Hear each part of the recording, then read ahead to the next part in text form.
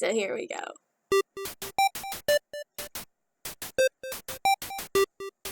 One of the things that I am like most obsessed with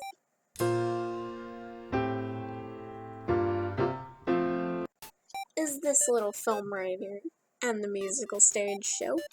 I love Rent with all my heart. It's my favorite movie, it's my favorite musical, it's my favorite thing that has ever existed in the history of time in the world, ever.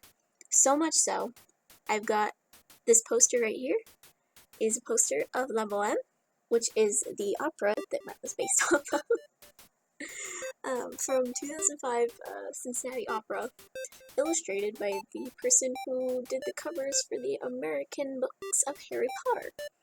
Don't remember her name, but she drew that.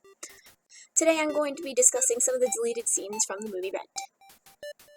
Halloween, where Mark sings about, all of them together, and the precursor to Goodbye Love, and he's walking in the cemetery, and it's fall, beautiful shots of Anthony Rapp there. And Halloween is a great little snippet of him being, he's like, oh god, what's gonna happen? How did we get here? How the hell? Christmas. Halloween didn't so much need to be in there, but it would have been cool to see. And I know in the commentary, Anthony Rapp was like, I didn't want to see it go, but I understood why it had to go. They only cut 2 songs. They cut Halloween, and then they cut the second part of Goodbye Love, which I was really upset about because it's such a powerful scene, especially between Mark and Roger. And I know in the commentary, Chris Columbus, the director, said it was because by the time Mimi dies, we're already like emotionally drained, and he was like, and we took out the second half of Goodbye Love, and then we weren't, because there was so much emotion. But it sucks because Goodbye Love really adds that dimension of Mark and Roger's friendship. You understand why Roger leaves more than just the fact that he's upset that Mimi is with Benny. He definitely says a lot more about what he's thinking, and he's so raw and emotional, and they just get so into it, and you're just kind of like, my children are upset.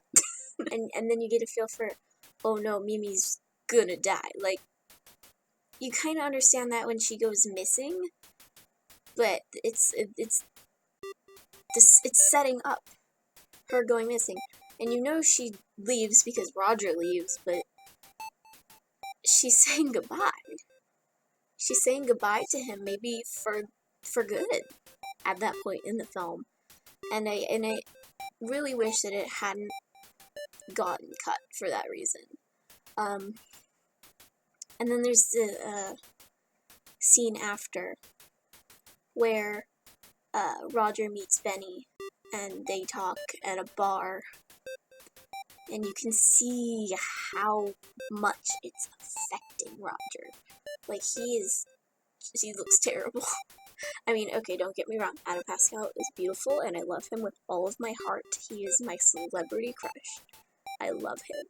Don't get me wrong, he still looks really great, but as we've seen Roger in the film, he looks like he doesn't know what to do with his life again.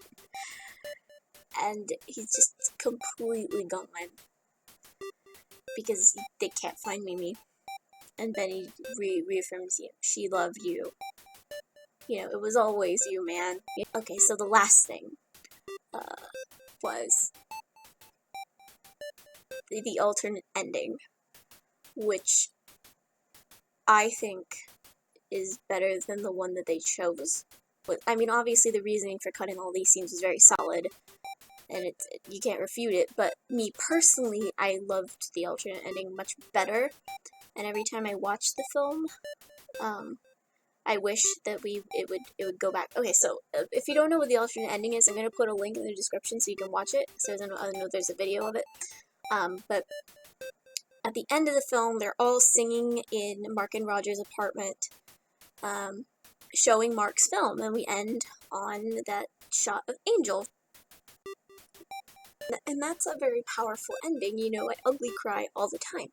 But the way the alternate ending is they come back to where they opened, with all of them standing on the stage, and they where in the opening they were singing Seasons of Love. Now they're singing Finale B. So, and all of them are there, and Angel's spot is empty. And as they're singing, Angel returns, passes by Collins, touches his hand. I love that moment so much. And Mimi's the first to notice this. She's like, "Oh, there's Angel." You know, Angel's always gonna be with us, no matter what. And they said in the commentary, they were like, "Oh, we didn't do that because it confused test audiences." They were like, "Oh wait, so Angel's alive, everything's okay," and it kind of takes you out of it. And they missed the symbolism for it, which I can understand. Gotta give the public what the public wants. But it gets me. The alternate ending gets me, and every time I watch the movie, I'm waiting for it to cut back to the stage, and I know it never will. But for me, it was a reflection. You know, you're going, I just spent 2 hours on this journey with these characters, and here they all are, and Angel's with them, and they're all gonna be okay, because they all have each other. You know, no day but today. And the last shot of their faces that you see is still Angel. It just gets me every time. Every time I pop in the DVD, watch the deleted scenes, I'm like, it's for me, it's just so much more powerful than the original ending. In the end, and yeah, it ends and it's black, and then the logo, the red logo.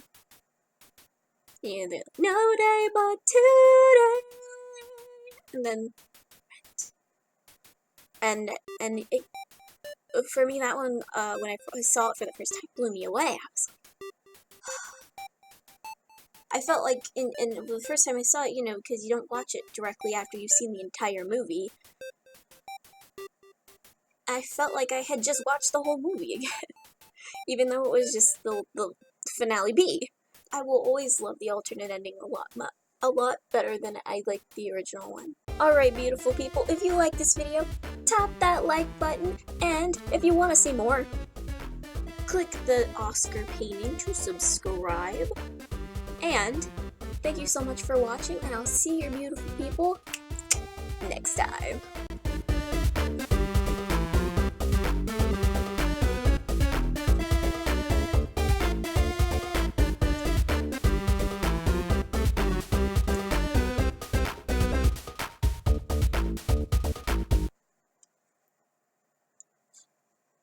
You will never understand my never-ending love of Adam Pascal. He's so beautiful.